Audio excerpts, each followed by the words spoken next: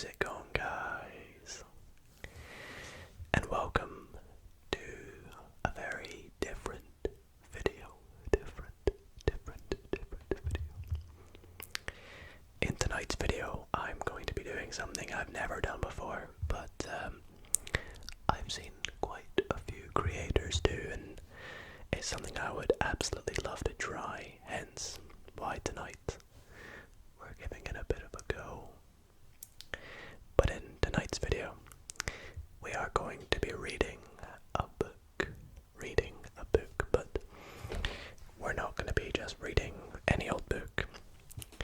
The book you can see we'll be reading is called Space, 10 Things You Should Know. And it says 14 billion years for people short on time. And it's a book by Dr. Becky Smethurst. Dr. Becky Smethurst. And I actually got this book as a gift for my 21st birthday last month, and I thought it would make a good video to read some of the things in this book. Now, it is a relatively short book, as you can see, but I still think it's the sort of thing that would be fun to maybe split up into multiple parts. And so this is going to be part 1 of 3 of me reading 10 things you should know about space. Now, I absolutely love space. I adore everything there is to do with space. It's one of the things that fascinates me. Hence why I probably got this as a gift. And yeah, I cannot wait to delve into this, and I hope you guys find it nice and relaxing, as well as maybe a bit informative and educationally stimulating. And hopefully it can help you all fall asleep.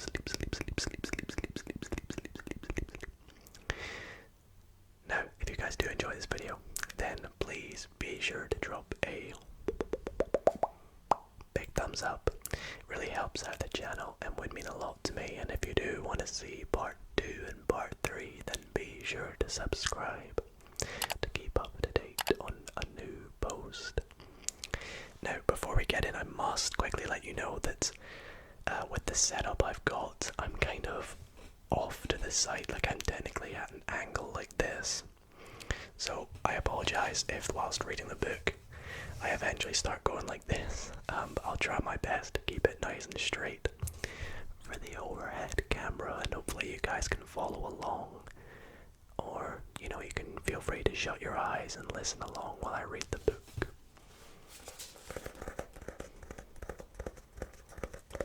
Which makes some nice sounds when you tap on it.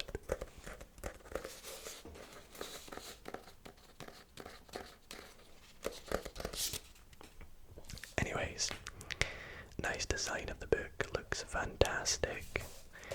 On the back, it says, if you only know 10 things about space, make it these 10. I think this is going to be quite fun to see what 10 things they are. Then we have a couple things by Chris Linlott and Jim Al-Khalili on the back. But I think we'll just get straight into it. So let's set the book up, open it up. This short but extraordinary book is for anyone who wants to easily understand the mind-blowing fundamentals of our over-expanding universe. Written by Oxford astrophysicist Dr. Becky Smethurst, and composed of 10 captivating simple essays. It guides you swiftly through the galaxies, explaining the mysteries of black holes, dark matter, and what existed before the Big Bang, presenting the evidence as to whether we really are alone, illuminating what we still don't know, and much more besides. If you have any big questions about space, this book will provide you with the answers in an engaging succinct way. You'll also get some nice page turning sounds as we go.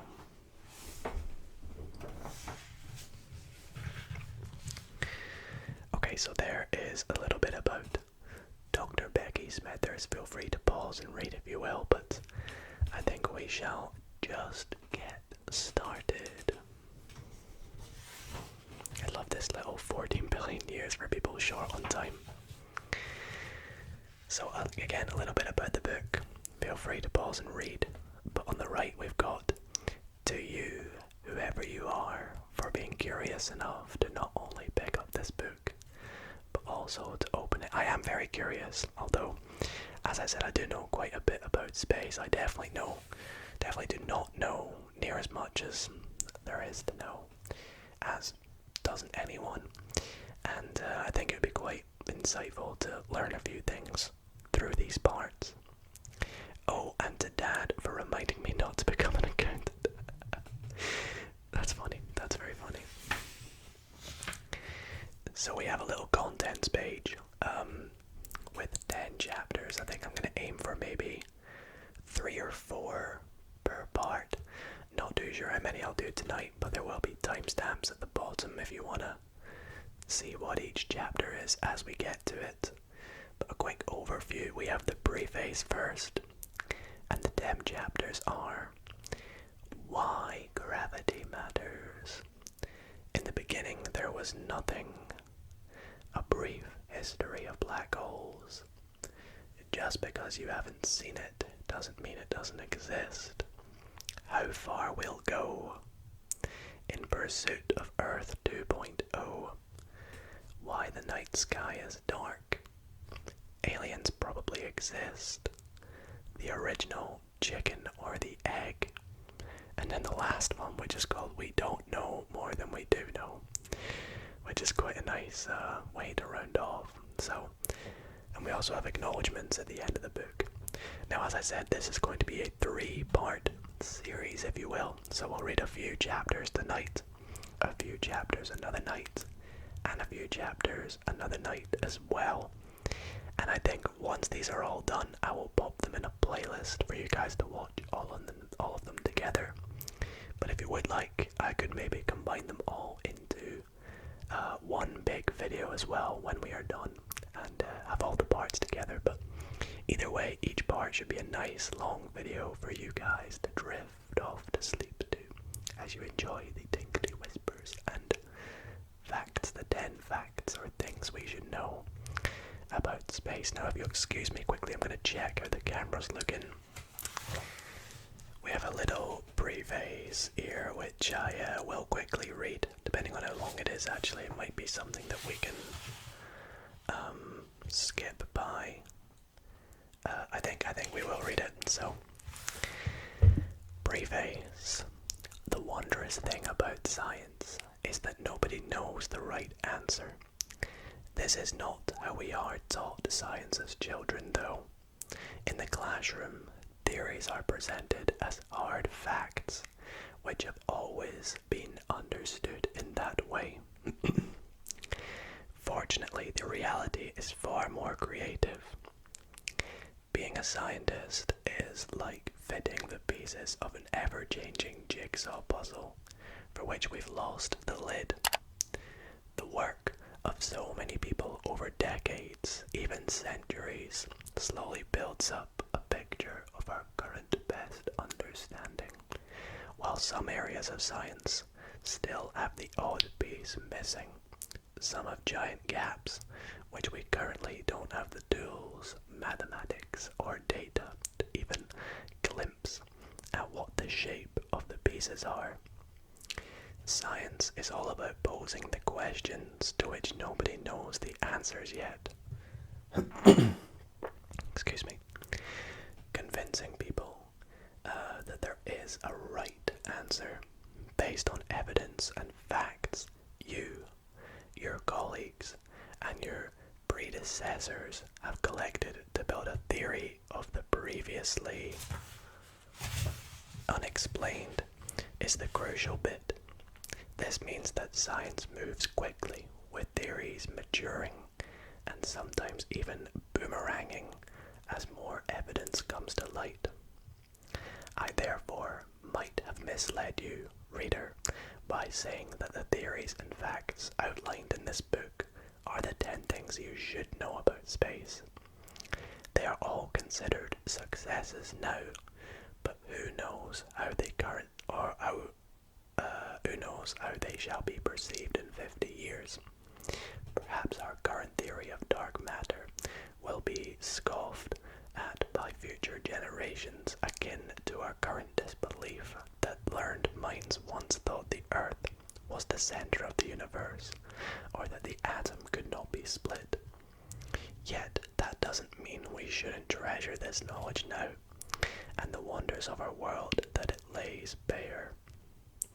The chapters in this book cover the essentials behind the evolution of some of the most successful theories in describing the weird and wonderful objects in space, either for those who want new glimpses into its depths or have no prior knowledge of the secrets it contains. Reading this book will take you on a tour of the universe, from its beginnings in the Big Bang Theory to the elusiveness of dark matter, to a thoughtful consideration of whether life exists beyond our planet. If we linger when we reach black holes, that's because they are where my heart truly lies, my own significant jigsaw puzzle which I attempt while sat at my desk in the astrophysics department in Oxford, is helping to understand how these enigmas affect the galaxies they reside in. We end with what we still don't know, the bigger question of all, and one we will never be certain we've answered wholly or correctly. But as an astronomer, this is the most exciting quest of all, publishing or pushing the boundaries of our knowledge bit by bit to uncover a fuller picture of the universe and our place within it. My hope is that this book will give you glimpses of that as yet incomplete masterpiece. Quite an interesting preface, a nice way to begin the book, which is chapter 1, Why Gravity Matters.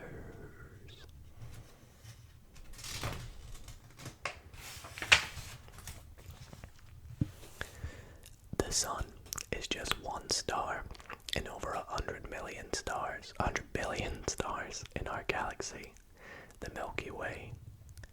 It is an island of gas, dust, and stars, more than 1,000,000 trillion kilometers across.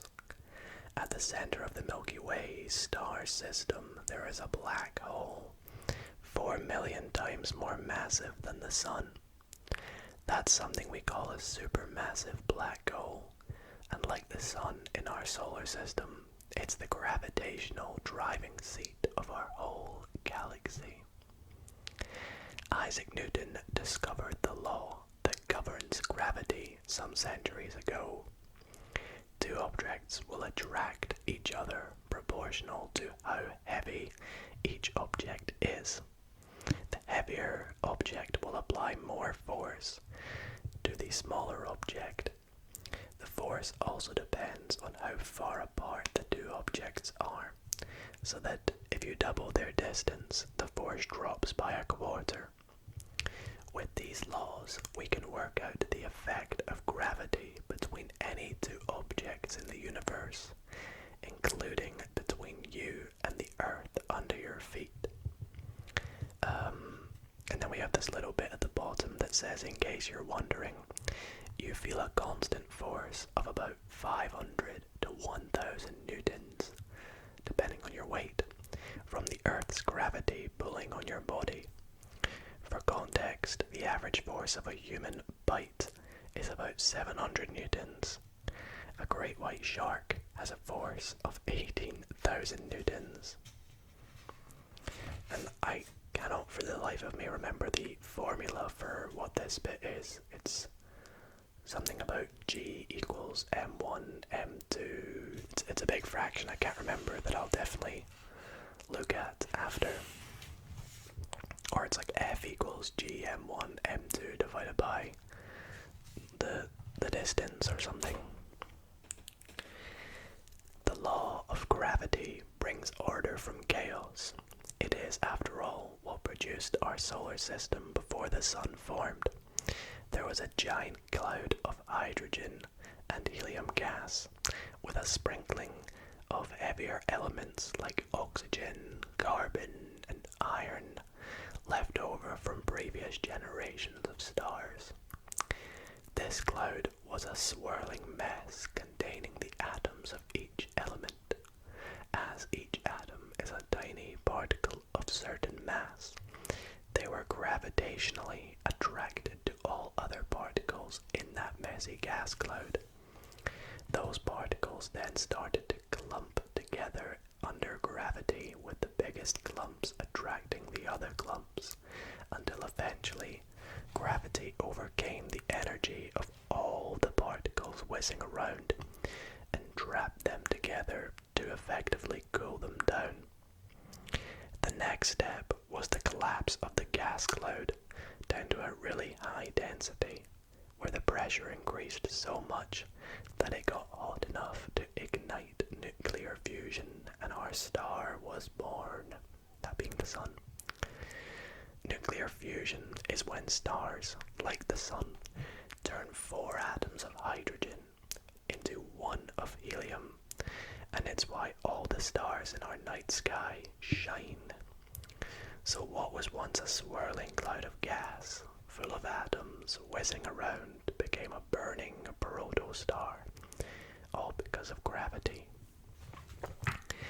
Now, that endlessly whirling cloud of gas will also have been harboring a remnant of the past. It will have inherited some leftover rotational energy, which we call angular momentum, from a previous generation of stars, perhaps even the first stars to form after the creation of the universe. This means that, overall, the gas cloud was swirling preferentially into a certain direction, so that as particles started to clump together under gravity, they assumed that same preference. The proto-sun began spinning. What happened to the rest of the gas cloud around the early sun is the same as what happens to a ball of pizza dough when you spin it above your head. It flattened out into a saucer or a disc, which went on spinning. Inside the disc, the gravitational attraction between particles continued, so that more clumps formed into protoplanets around the sun, giving us a beautifully ordered system where the planets, plus comets, asteroids, and other leftover bits of rock, all orbit around the same direction. This process is how we think of all stars, not only the sun, have formed. The same thing is reflected in our own Earth-Moon system.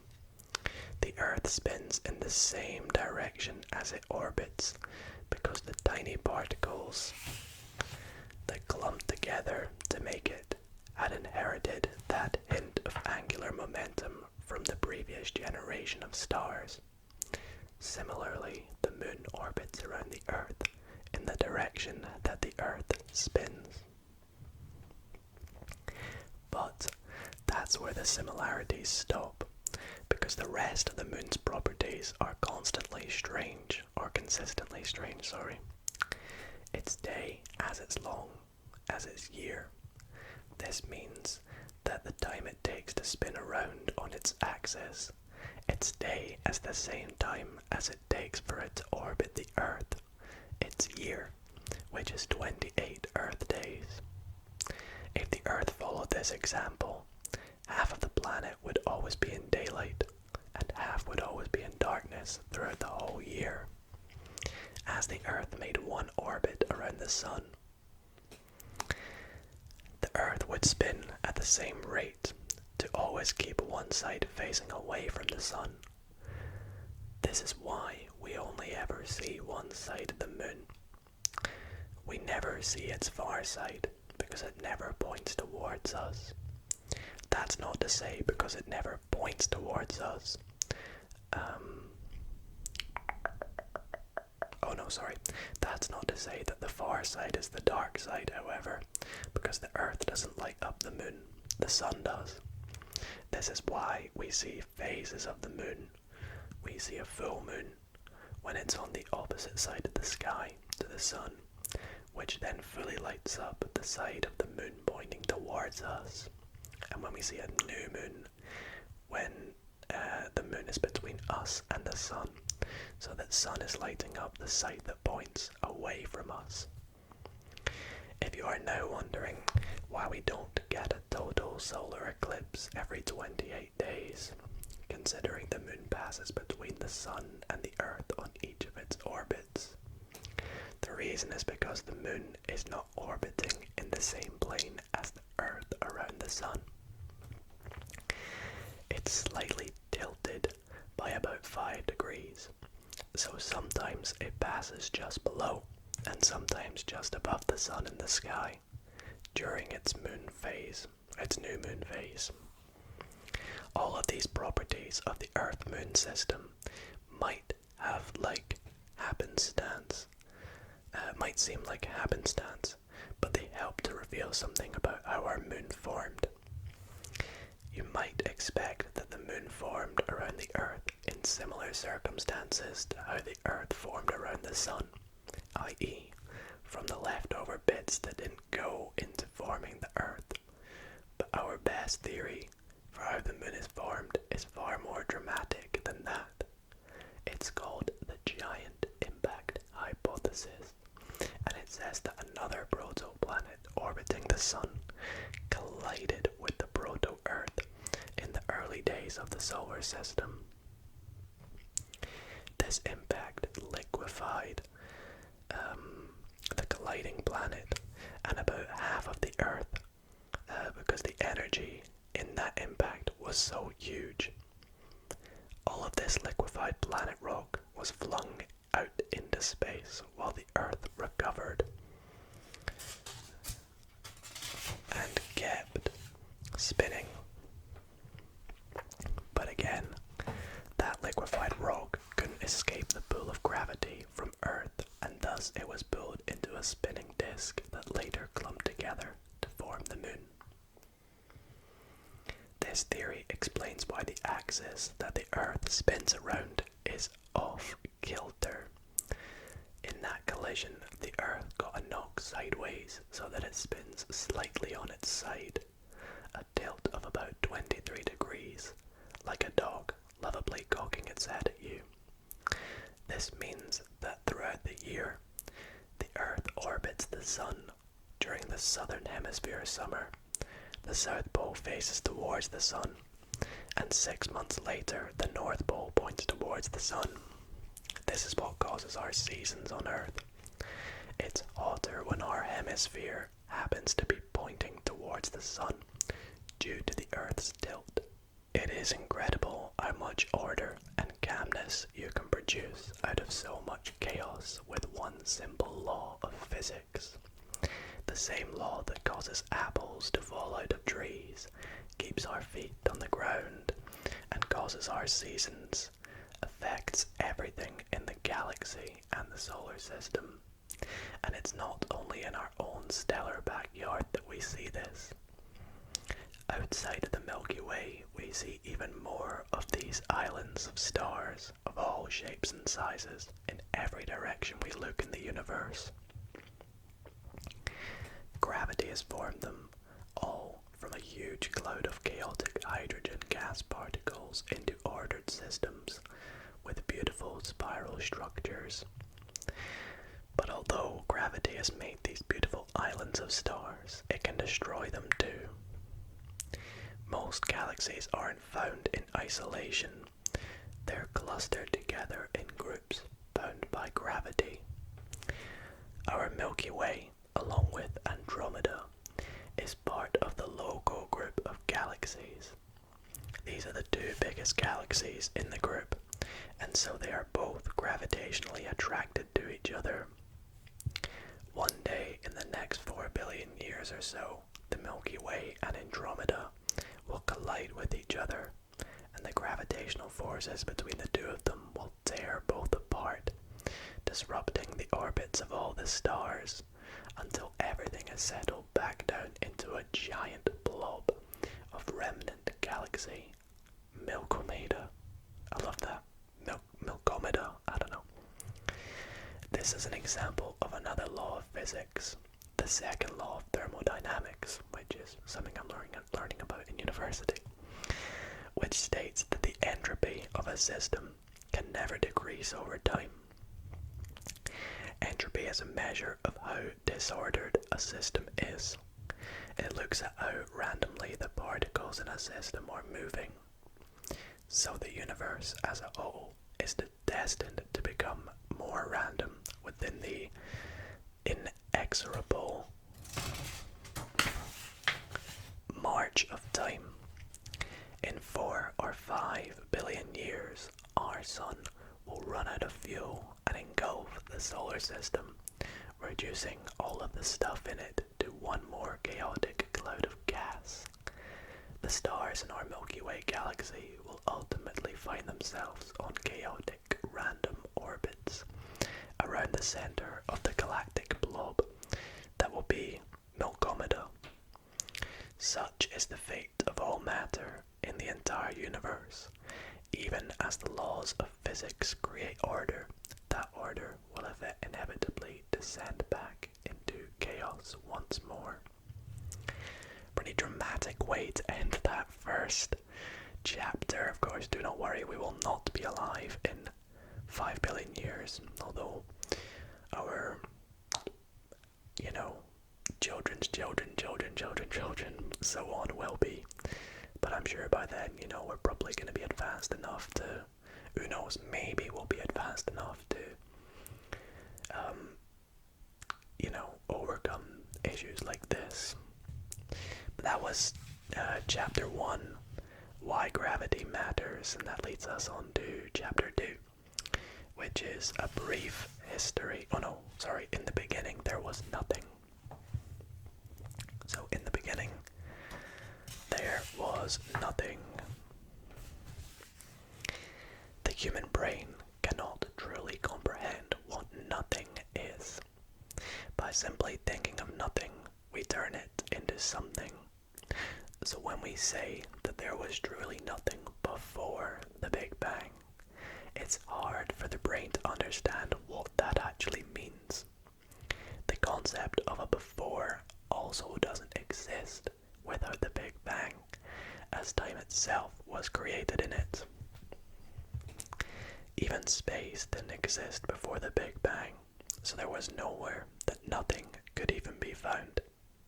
All the energy and matter in the universe was produced in the Big Bang, and as a single human being, we are just one infinitesimal chunk of that energy budget.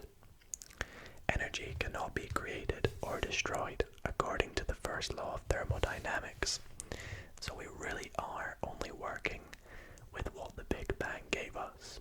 There is no mythical energy tree in the galactic back garden that we can go out and shake when we have the need of it. The story of how the Big Bang happened is perhaps one of my favorites in the history of astronomy. Overnight, the edge of the entire known universe went from the furthest star at about 100,000 light years away to containing the whole other islands of 4 billion stars, trillions of light years away.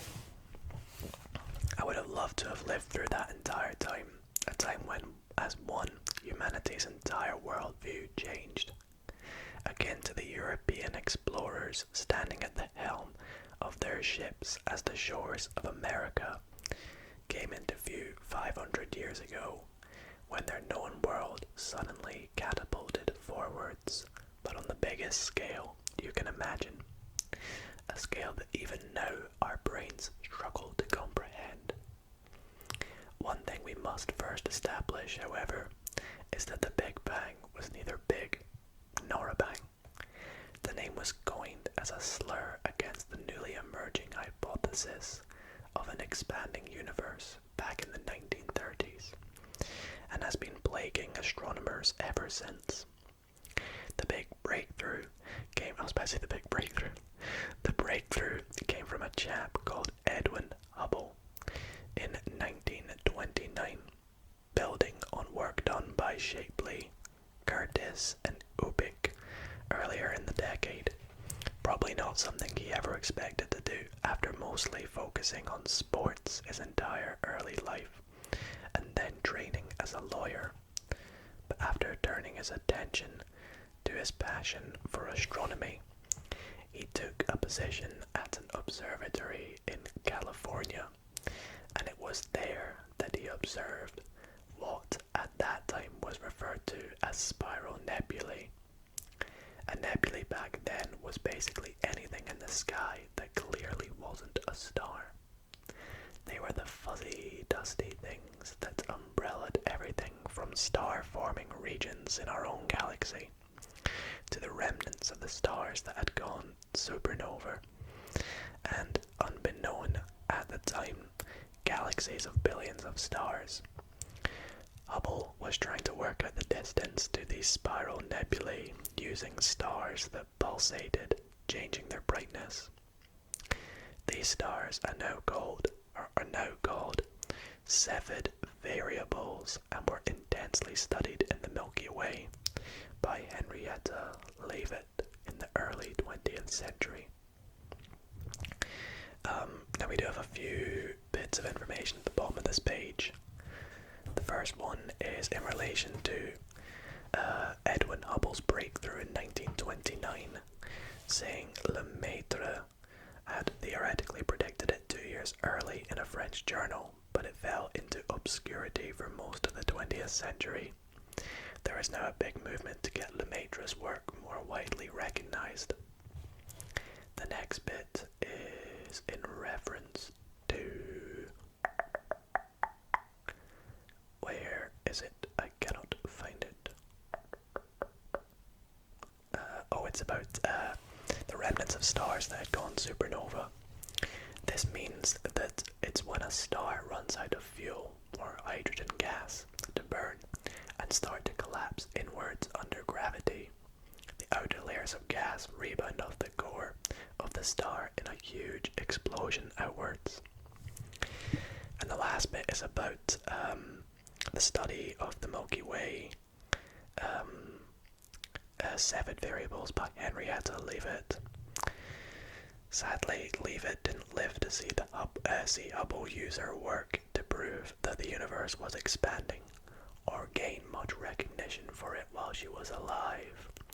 Today, all distances measured in the universe are essentially calibrated against distances measured from Cepheid variable stars.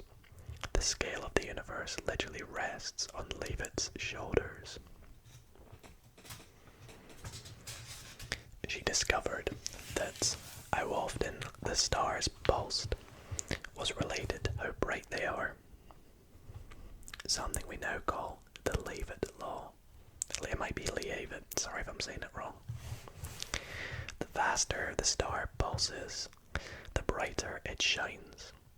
When Hubble spotted these pulsating stars in the spiral nebulae, he needed to understand how fast they pulsed in order to know how bright they were, and then from how bright they were, or how bright they appeared, you would know how distant the star was.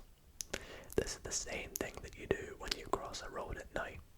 Based on how bright a car's headlights appear, you can tell how far away it is.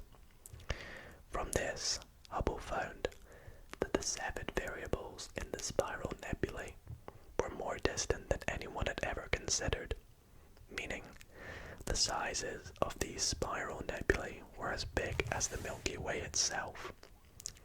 What Hubble had actually never observed were galaxies.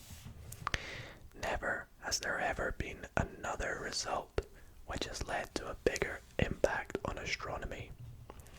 In one fell swoop, Hubble paved the way for an uncountable number of fields of research and changed our view of our place in the universe. Hubble didn't stop there, though. He also took what's called a spectrum of each galaxy. This is where you split light through a prism and look for all the traces left by different elements in the rainbow of colors produced. If you're picturing Pink Floyd's The Dark Side of the Moon album cover, then you're on the right track. These traces left by different elements are a quantum physics fingerprint of sorts. Always at the same color, i.e. wavelength of light no matter what. What Hubble noticed was that these signatures all at their wavelengths shifted to redder colors, which meant that they were moving away from Earth.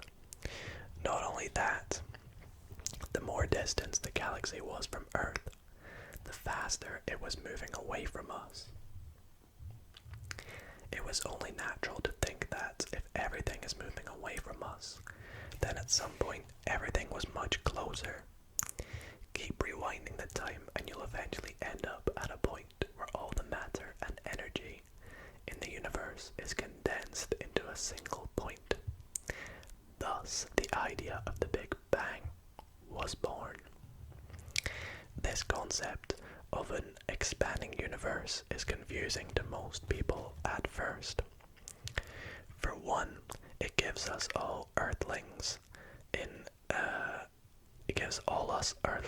a distorted sense of self-importance. All the things in the universe that are moving away from us. We must therefore be in a place of great importance, surely. Well, no. It's all a matter of perspective. Imagine the playground game, Cat's Cradle, where you wrap an elastic band around each hand and then pull them apart to perform all manners of dexterous rope-based tricks to wow your friends. If you were to look down at your hands, you would see that as you pull your hands apart, both ends of the elastic move outwards.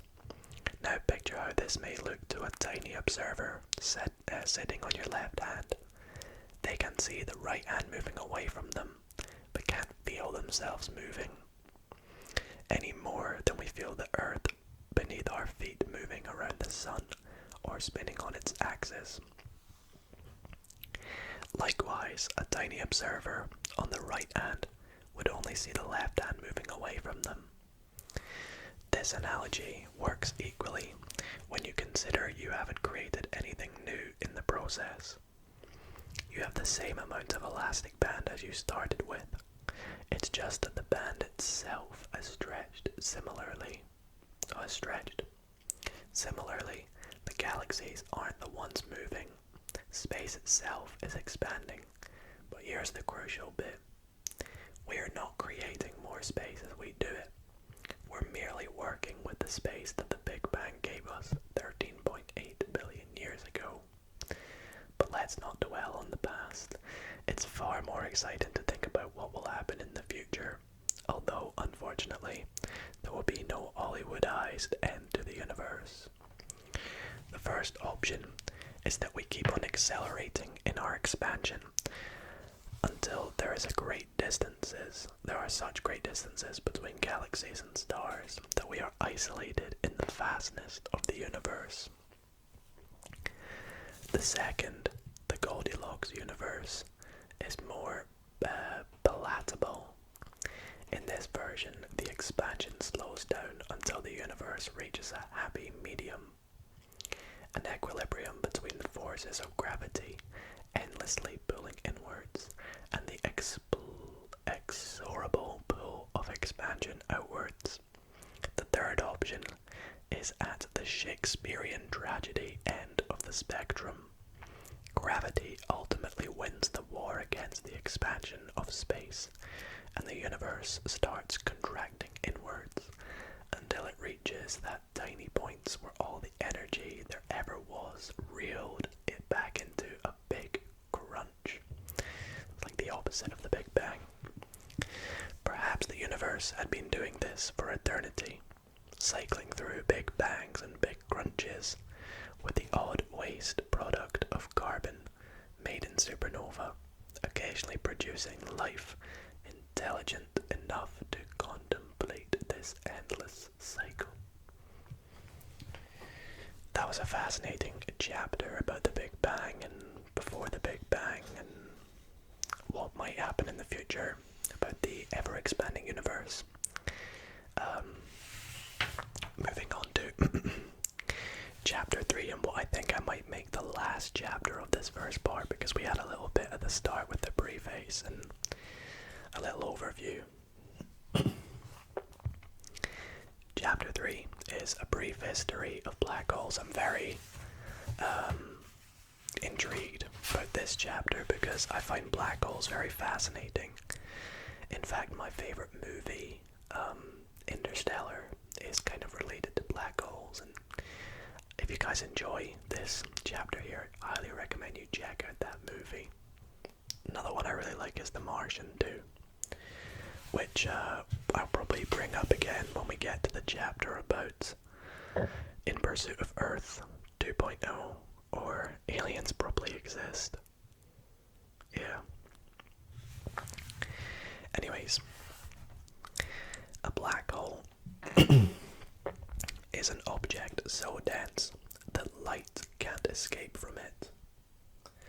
This means that the velocity you would need to escape the gravitational pull of that object would be greater than the speed of light. To understand this properly, we have to understand gravity a bit differently from how Newton thought about it. This is what Einstein's theory of general relativity manages to do so neatly. Einstein said that wherever there is an object in the universe, it bends space-time around it. You can think of this in 2 dimensions, like putting a football in the middle of a trampoline. The football in the middle weighs down the trampoline and curves it so that it's no longer flat. If you then try to roll something like a ping pong ball across the surface of the trampoline, it won't go in a straight line. Its path will get curved as it travels because of the presence of the football. And then we have a little bit here about space-time, which says space-time is a well-used word in a physics lexicon. It ties together 3 dimensions of space, left and right and forward and backward, up and down, and 1 dimension of time. Einstein tied space and time together because he also realized the faster you move through space, the more time slows down. That's his theory of special relativity rather than general relativity.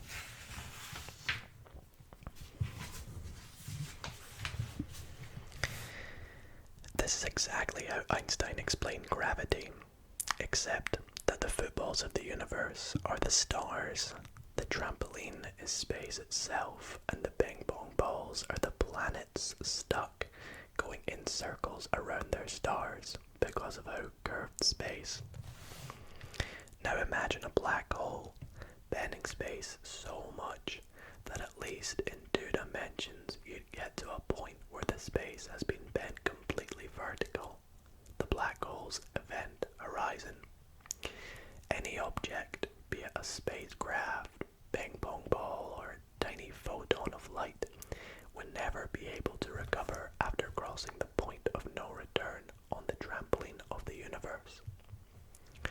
The official word of this maximum bending of space in general relativity is a singularity, where you have a huge mass in an infinitely small space.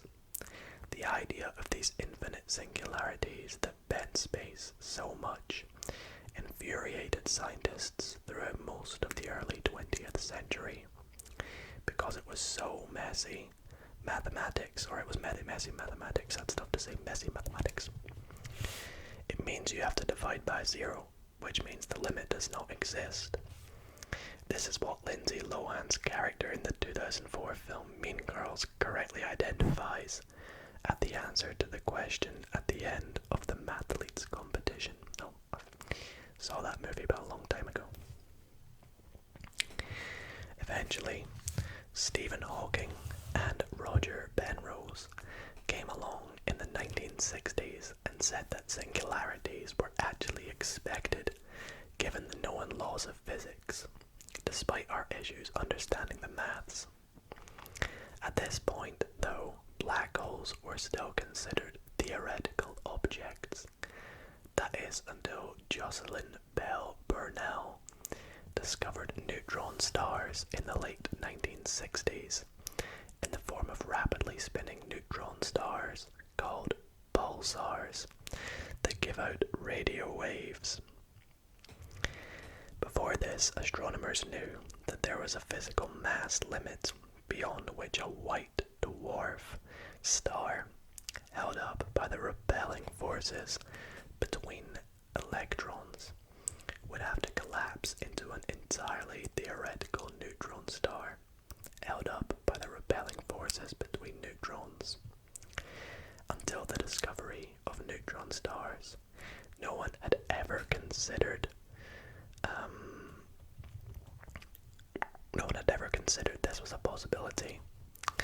And if neutron stars were real objects, then what would happen when they too reached a physical mass limit and collapsed further? The only logical conclusion was a black hole. Black holes definitely exist then, but what are they made of? The short answer is we still don't really know. A neutron star is neutrons as densely packed as they can go in a crystal-like structure. So what happens when the forces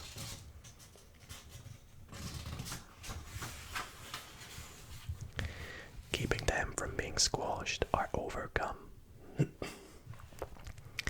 simplest answer is matter. In its most dense form, even if we don't quite know what that is yet. How do we know black holes are there if once they're formed we can no longer detect them with light?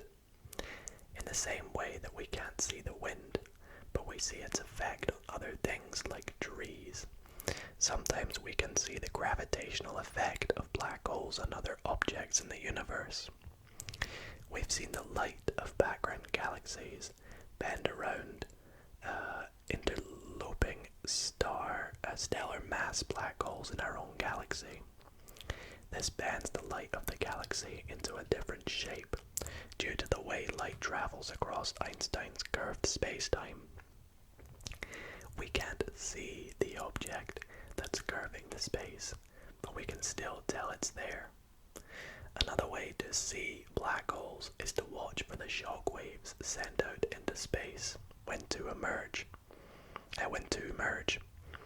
Since black holes bend space-time so much, if you have two black holes that come across each other and start to orbit each other, the space around them doesn't know what's hit it. As the two black holes orbit, how much space bends changes with every orbit, and this sends out ripples through space itself that we call gravitational waves. When the two black holes finally merge, there is a large burst of gravitational waves before the space settles back down again. These ripples physically squash and stretch space in tiny amounts as they pass by. We detect this squashing and stretching using extremely sensitive detectors called LIGO in the USA and VIRGO in Italy, or LIGO and Virgo. Both of these detectors are made of two mirrors each, which are kilometers apart underground. A laser is bounced between the two mirrors to measure the distance between them with incredible precision, so that we can tell when the space between them gets squashed and stretched by a passing gravitational wave. We can only be sure that what we detect is a gravitational wave from space if both detectors on opposite sides of the planet detect the ripples at the same time. holes are where my heart truly lies, but not regular black holes. I spend my days trying to understand how the supermassive variety of black holes affect the galaxies that they live in the center of. These supermassive black holes tend to be about 1,000,000 to 1,000,000,000 times more massive than the Sun. They're a special class of black holes, separate from stellar mass black holes. Black holes at the same mass as stars, which form when a star goes supernova at the end of its life.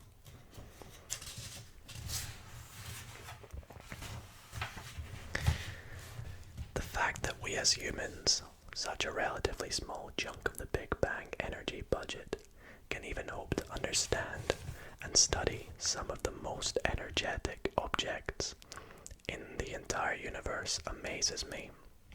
Me too. So how do we find these supermassive black holes at the center of galaxies? One of the most direct pieces of evidence we have has come from studying the motions of stars in the very center of our own galaxy over decades. We can see them orbiting around the center at great speeds. We can then use these orbits to calculate how heavy the object they're orbiting is around is.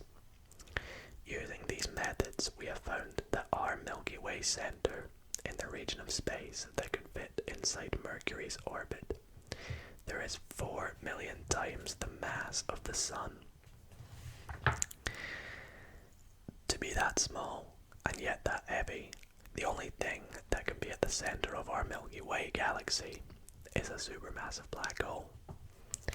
Interestingly, there was a lot of debate in the 1980s as to whether there was a swarm of black holes or a single supermassive black hole in the centers of galaxies. While a swarm of black holes would have been infinitely cooler, there just isn't enough space between the center of galaxies for a swarm of black holes to be stable. There would be endless collisions and interactions that would quickly disrupt the swarm, sending some slingshotted outwards and the rest crashing together in the center to create one massive object. The evidence we have for supermassive black holes in other galaxies is in the universe was, until very recently, not as direct. We could only infer that they were there based on observations of the centers of galaxies billions of light years away. When we observe these, we see very high energy radiation coming from the center. Lots of X-ray radio waves and high energy radiation that only occurs when the source of that energy is incredibly high. You can get this kind of radiation if you've got hydrogen gas being accreted onto a very heavy compact object. The friction caused by the speed at which the gas is spiraling inwards is so great that it causes it to glow in X-rays and radio waves. After decades observing this incredibly high energy, X-ray and radio emission from the center of galaxies, astronomers concluded that the only objects that have enough energy to do this are supermassive black holes. This was confirmed by the Event Horizon Telescope collaboration in April 2019, when they revealed the first image of the glowing matter spiraling around the supermassive black hole in the very center of the Messier 87 galaxy. Crucially, this image showed the point at which we do not detect any more light from that material as the event horizon of the black hole, providing the strongest evidence so far that black holes exist and that they behave exactly in the way general relativity predicts they should. I think we actually have a picture of a black hole now. Along with this emission from the disk of spiraling material, the pressure around a black hole as it tries to accrete that much mass too quickly sometimes means that the least energetic thing it can now do is throw the gas out of this accretion disk into thousands of light-year long jets, which also emit radio waves. It's this energy that's thrown out from the accretion disk around the black hole as it gets too gritty that we think can affect the galaxy it resides in. For the galaxy to keep on changing and evolving, it needs to keep forming new stars. For that, it needs cold hydrogen gas that can collapse together under gravity until it finally reaches the point where it's dense enough to ignite nuclear fusion, which we talked about earlier. According to our best theory of the universe, the energy thrown off from the accretion disk around the supermassive black hole has to either heat or expel that cold hydrogen gas to stop massive galaxies from growing too big. However, we have never actually observed that happening across a large sample of galaxies, something that I continue to search for in my day job. To put this all into perspective, for Messier 87, the galaxy itself is hundreds of thousands of light years across, but the giant jet of radio emission burped up by the supermassive black hole is over 10 million light years long. If Messier 87 was the size of a grain of sand, the supermassive black hole at the center would be the size of an atom, and the jets from it would extend across the entire palm of your hand. That factoid always makes me think of the verse of William Blake's. To see your world in a grain of sand and heaven in a wild flower, to hold infinity in the palm of your hand and eternity in an hour. I doubt that Blake had Messier 87 in mind when he wrote this poem, considering that it was 1863, and no one knew then that in the heavens existed billions of galaxies, each with supermassive black holes at the or a supermassive black hole at the center, possibly expelling radio jets that are so unfathomably long. It's hard for us to comprehend them, but it's what I think about every time I hear it. So that is going to just about do it for this video, I think. That was chapter 1, 2, and 3 of Dr. Becky Smethurst's 10 Things You Should Know About Space. We are about a third of the way into the book, so that should make nicely for a part 2 and potentially part 3 on this book. So stay tuned for them. I really hope you all enjoyed this nice long whispered video about space and learned something new that you maybe didn't already. I find black holes particularly fascinating out of the 3 things we read today, I think. But feel free to drop a comment what your favorite thing about space is, or if you enjoyed this video. And if you did, be sure to drop a big thumbs up on the video. It would really help me out and means a lot to me. So anyways, thank you all so much for watching. I hope this whole setup is okay. Let me know if you want me to change it for future parts or try and replicate it in the next 2 parts.